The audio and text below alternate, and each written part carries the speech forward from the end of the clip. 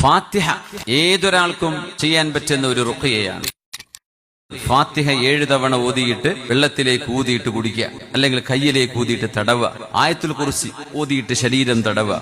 ഷിഫായിന് കാരണമാണ്. ചെറിയ മക്കൾക്കോ പ്രയാസമുള്ളവർക്കോ പെട്ടെന്നൊരു വേദന വന്നാൽ രാത്രിയൊക്കെ ഹോസ്പിറ്റലിൽ പോകാൻ പ്രയാസമായിരിക്കും.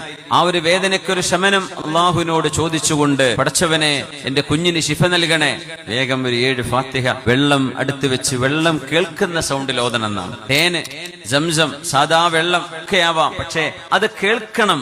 ആ രീതിയിൽ ശബ്ദത്തിൽ ഓതണം. മെല്ലെ നമ്മൾ മിണ്ടാണ്ട് ഒരു മൂലക്ക് ഓതിയിട്ട് ഒരു ഊതുന്നതിനേക്കാളും ഫലം അതിന്റെ അടുത്ത് വെച്ച് ഉറക്ക ഓതി ഊതലാണ്. അങ്ങനെ കുടിക്കാനോ ദേഹത്ത് പുരട്ടാനോ ഒക്കെ കൊടുക്കാം. അങ്ങനെയൊക്കെ പുണ്യനിബിധങ്ങൾ ചെയ്തിട്ടുണ്ട്, സുഹാബിമാർ ചെയ്തിട്ടുണ്ട്, അയിമ്മത്തുകൾ പഠിപ്പിച്ചിട്ടുണ്ട്. അത് വലിയ പുണ്യമുള്ള കാര്യമാണ്. മരുന്ന് കഴിക്കണം, ഡോക്ടറെ കാണിക്കണം, അതിന് വേറെ കൂലിയാണ്. പക്ഷേ ഷിഫാഇന്റെ